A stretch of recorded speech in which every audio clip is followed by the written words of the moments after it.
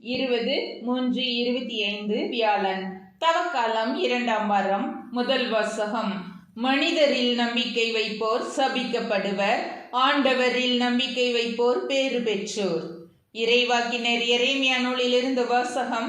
அதிகாரம் 17, இறைவசனங்கள் 5 முதல் 10.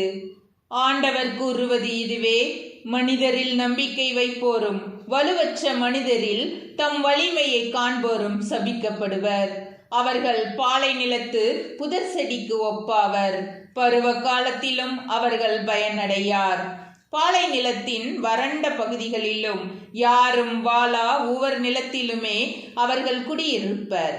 ஆண்டவரில் நம்பிக்கை வைப்போர் பேறு பெற்றோர். ஆண்டவரே அவர்களது நம்பிக்கை. அவர்கள் நீர் அருகில் நடப்பட்ட மரத்திற்கு ஒப்பாவர்.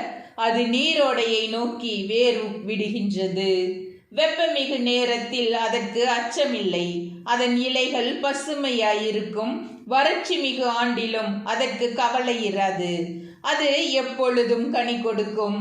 இதயமே அனைத்திலும் வஞ்சகமிக்கது. அதனை நலமாக்க முடியாது. அதனை யார்தான் புரிந்து கொள்வர்?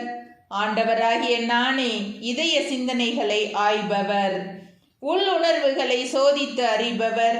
ஒவ்வொருவரின் வழிகளுக்கும் செயல்களின் விளைவுக்கும் ஏற்றவாறு நடத்துபவர். ஆண்டவரின் அருள் வாக்கு. இறைவா, உமக்கு நன்றி.